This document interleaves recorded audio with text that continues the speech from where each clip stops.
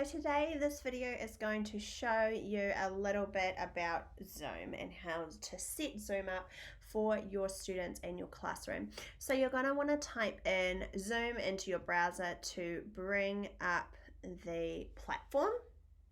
And it's going to have a few options there to help you. There's a place to sign up, resources, things that you can go to get help with working from home. So if you have not signed up, you're going to click on sign up. It's free, and it's going to create an account for you for free.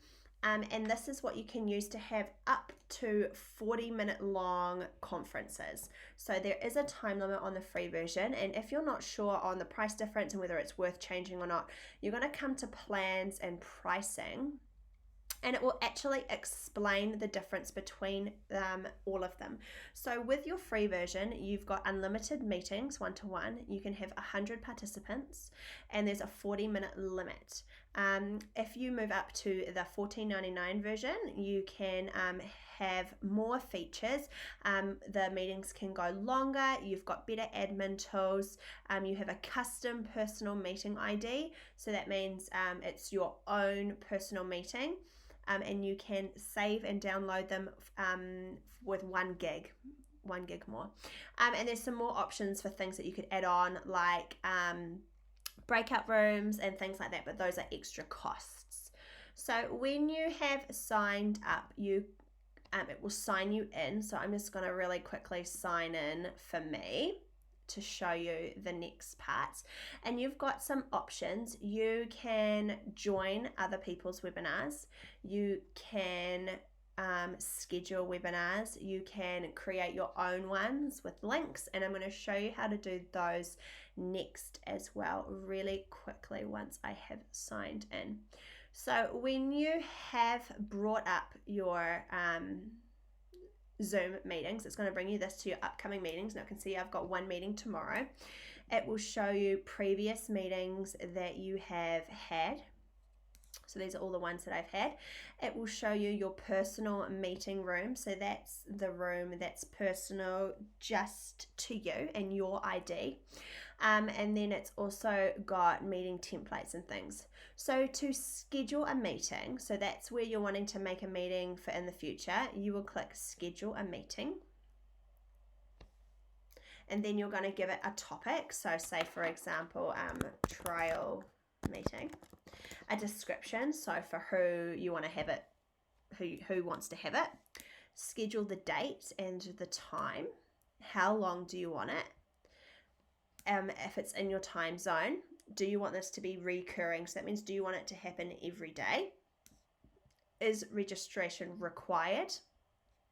Then it will come down to a meeting ID. So there are 2 options. It can be you can generate an automatic meeting ID, or you can use your personal meeting ID. And that means that for each meeting, it will come up with its own different meeting ID, so its own different combination of numbers, or you can use your same one. Now, if you click generate automatically, it will generate an automatic password. Now, passwords are really important with Zoom to be able to keep it safe, especially with a lot of Zoom bombing that's happening right now, and people hacking in and things like that. So if you have a meeting password, then it will keep it safe for your students and for you in your learning. Do you want to have a video? So host, you can have your video on or off. Participants, you can have it on or off.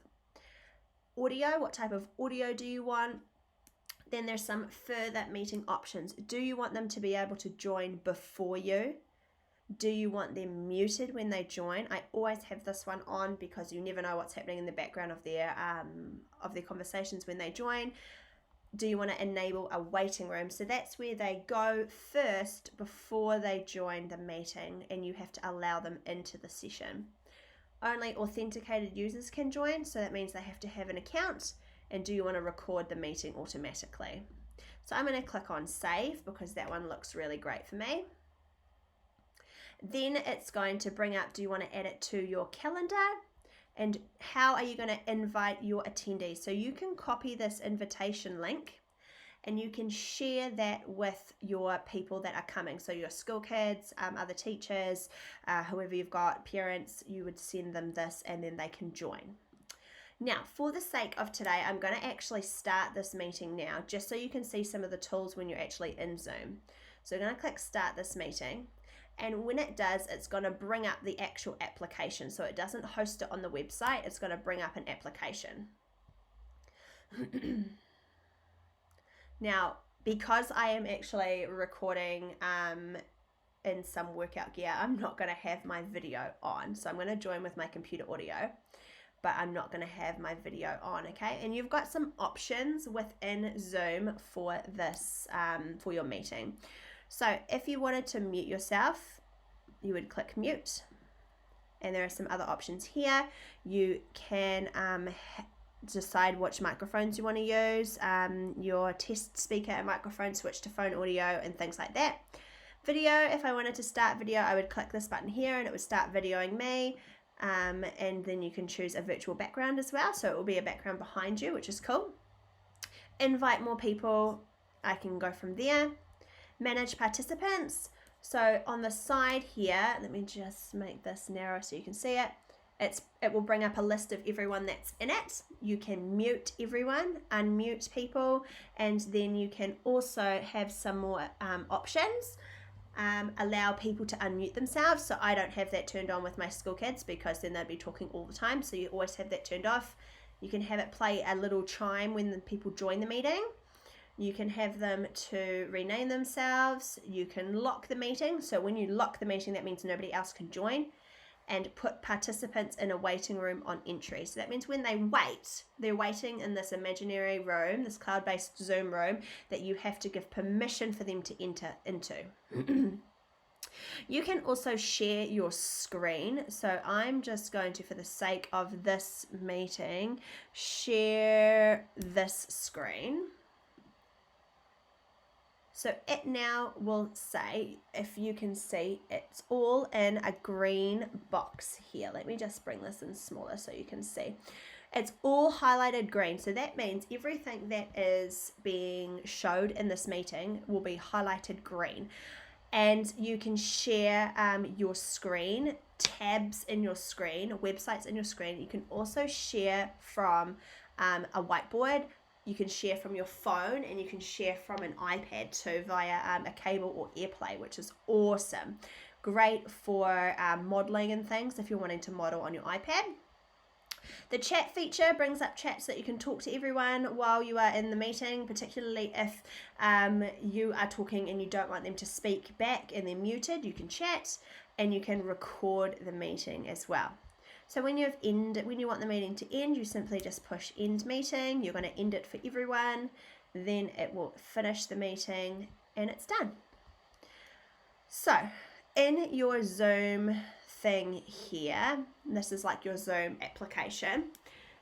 Up here under home, this is where you can go to create new ones as well, schedule meetings, share your screen, and join other meetings. And when you join, you just simply click join, type in the meeting ID, and it will connect you to the meeting.